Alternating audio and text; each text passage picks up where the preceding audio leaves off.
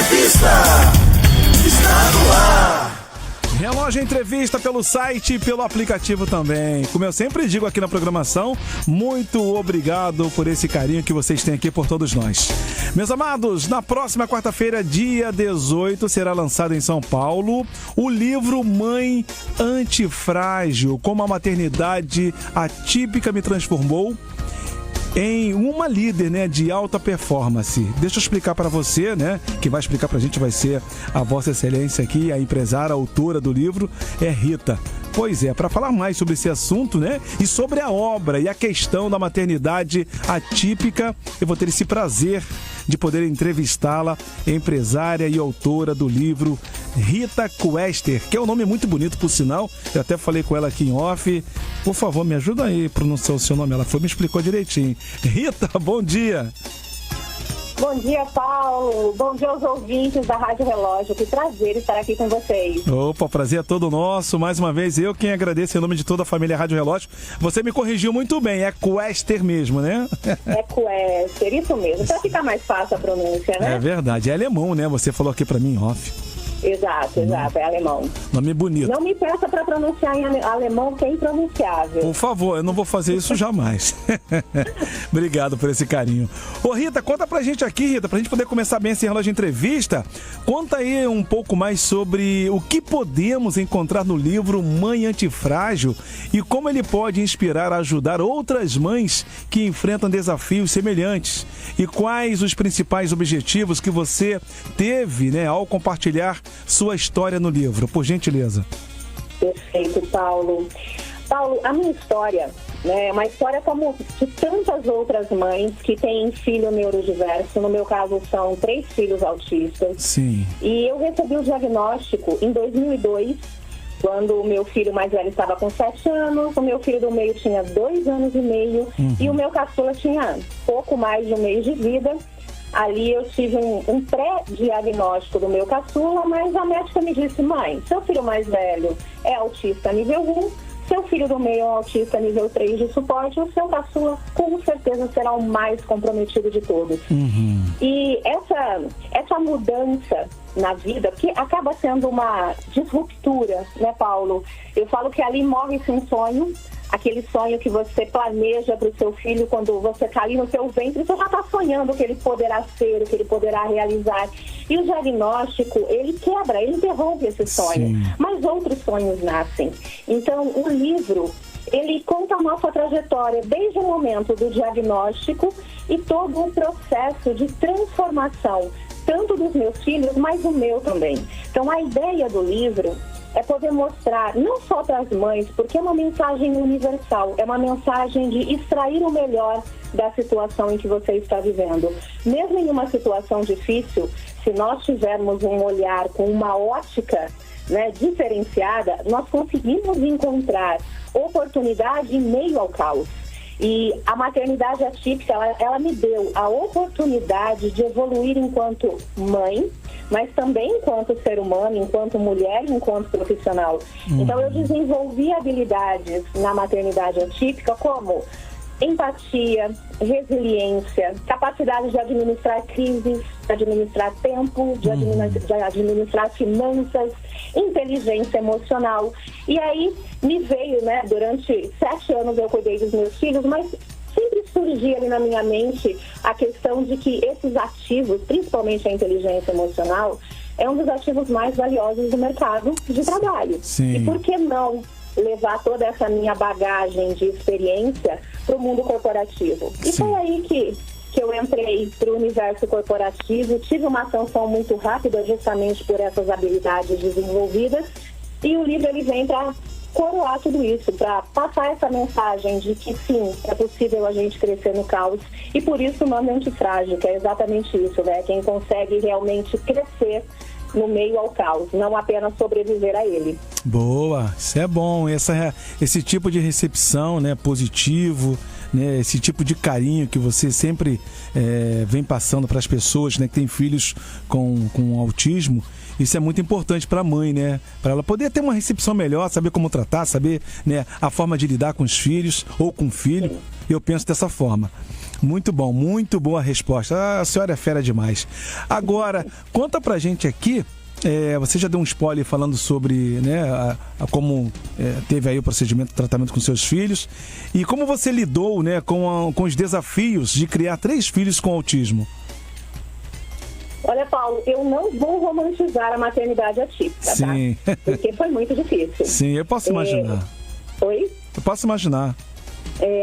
Porque assim, ter 3 filhos, e meus filhos, eles tinham níveis de autismo diferentes. Só para quem está ouvindo e não convive com o autismo, Sim. Nós temos hoje 3 níveis de autismo. O nível 1 de suporte, que é aquele que precisa de menos atenção. É aquele autista que as pessoas dizem assim, nossa, mas nem parece autista, sabe?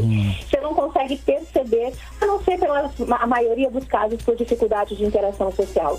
O nível 2 de suporte é aquele que tem o autismo que o pessoal costuma chamar de autismo nível médio, então ele precisa de um pouco menos de suporte. E o nível 3, que é aquele que é o autista clássico, né, que realmente precisa de um suporte muito grande. E eu tive os filhos nesses 3 níveis, cada um em um nível. Então, cada um tinha uma necessidade completamente diferente. E quais foram os desafios, né, que eu enfrentei?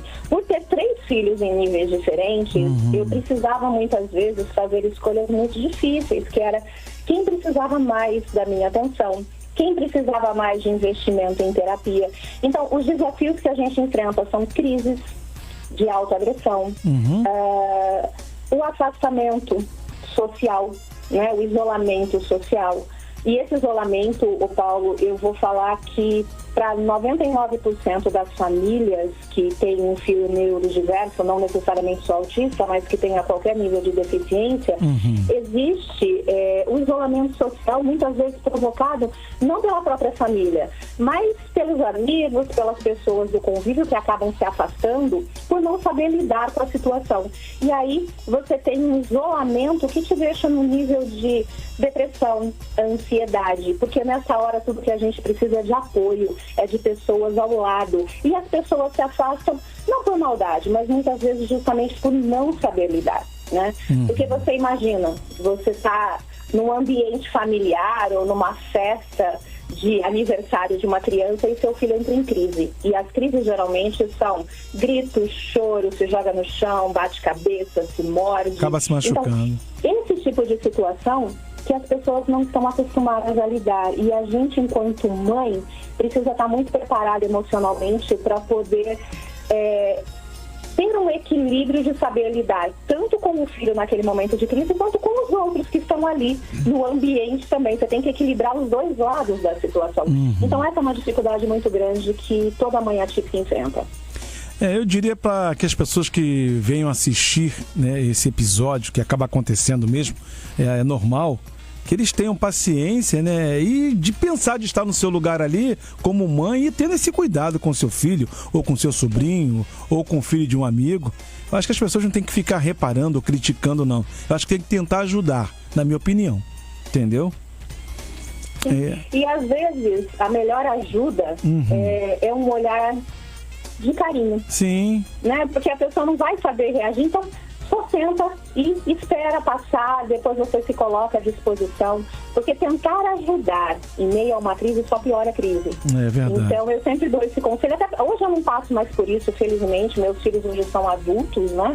Estão com 29, 24 e 22 anos, então já chegamos num ponto de equilíbrio, onde eles já estão emocionalmente muito bem equilibrados, então a gente não passa mais por isso. Mas o que eu dizia para minha família na época, não interfiram, porque se você tentar interferir, você vai agravar a crise. Então espera, sempre espera. Se você quiser sair, tudo bem, se retira, mas deixa eu cuidar da situação, eu acalmar a situação e depois a gente volta, né, para o ambiente, enfim. Mas é importante também as famílias comunicarem às pessoas para que elas saibam como reagir e não ficar com vergonha e se afastar também e se isolar por vergonha da reação do filho, não saber como as pessoas vão lidar com isso. É verdade. A penúltima pergunta aqui, Rita, quais habilidades essenciais para a liderança você desenvolveu ao longo de sua jornada como mãe antifrágil? São várias, né? É verdade. Mas olha, eu posso te falar que a inteligência emocional, ela é a base de alta performance. Uma pessoa que não tem inteligência para lidar com situações de crise, para poder identificar as dificuldades, às vezes, mesmo antes delas acontecerem. Então, imagina, Paulo, que eu, como mãe atípica, Sim. durante muitas vezes eu tive que dar com as crises dos meus filhos. E saber administrar as crises foi uma das habilidades que eu trouxe para o mundo corporativo. Saber, chega num ponto em que as crises muitas vezes são tão diversas que eu conseguia antecipar pela leitura, linguagem corporal, pela forma como meu filho estava se comportando, pelo olhar dele, eu já conseguia antever a crise. E eu trouxe isso para o mundo corporativo. Você consegue identificar uma crise muitas vezes antes dela acontecer, se você souber observar com atenção o ambiente. E a inteligência emocional é a soma de várias habilidades, Sim. como empatia, capacidade, como eu disse, de gestão de crise, de gestão de tempo, de gestão de finanças, gestão de pessoas. E a empatia pelas pessoas faz com que a gente também se torne um líder de alta performance quando você consegue tratar de forma personalizada cada profissional da equipe, como eu precisei tratar de forma personalizada cada um dos meus. Certo. Agora, para fechar, Rita, conta pra gente aqui. Você tem, assim, uma dica, né, ou um recado para as mulheres que estejam vivendo uma maternidade atípica? Fica à vontade. Tenho, sim.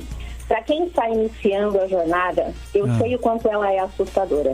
Eu sei o quanto a gente se sente perdida, sozinha, e muitas vezes sentindo que não há futuro, que não há perspectiva.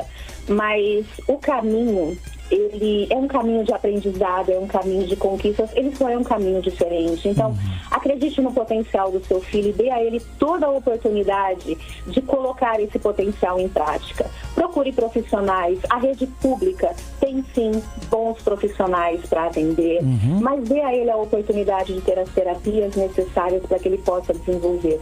Quanto mais cedo ele começar o processo de terapia, maior será a sua evolução e ele tem a possibilidade de mudar de nível, Paulo. O meu filho, que era nível 3, hoje ele é um nível 2, graças a todo o tratamento e público que ele teve. Opa. Porque eu não tinha um atendimento particular, o atendimento no início da vida do meu filho foi público. E ele conseguiu evoluir e passar do nível 3 para o nível 2.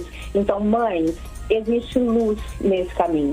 Basta você saber olhar, porque por mais escuro que possa ser aquele cenário, se você olhar com cuidado, com o seu coração, você vai encontrar luz. E é através dela que você vai conseguir fazer o seu filho evoluir e junto, nesse processo, você evoluir também. Poxa, aí você deixa até o pretinho aqui emocionado, hein? Pô, amei. Tá aí, mãe, eu conversei, meu Deus do céu, tudo que é bom, né, dura pouco, gente. Com a empresária e autora do livro Mãe Antifrágil, Dona Rita Quester, né, sobre maternidade atípica. Mais uma vez eu agradeço em nome de toda a família Rádio Relógio e eu espero poder falar com a senhora novamente, tá bom? Conte com isso, Paulo. Eu que agradeço. Obrigada a você e a todos os ouvintes. Foi realmente um grande prazer. Então, o prazer foi todo nosso. Um beijo carinhoso. Feliz Natal para Vossa Excelência aí, para toda a família. Um beijo aí nos filhos Obrigada, aí para você, Paulo. tá? Boas festas aí para todos. Valeu. Obrigado. Tchau, tchau, querida. Tchau, tchau. Gente, lembrando que quem gostou, ficou interessado, quer ouvir novamente, ouviu de novo, ouviu, né, e quer ouvir novamente, a gente vai estar disponibilizando para você lá, né, o nosso podcast em formato de podcast nas principais plataformas digitais. Essa edição do Relógio Entrevista foi pra conta, meu povo. Segunda-feira tem mais.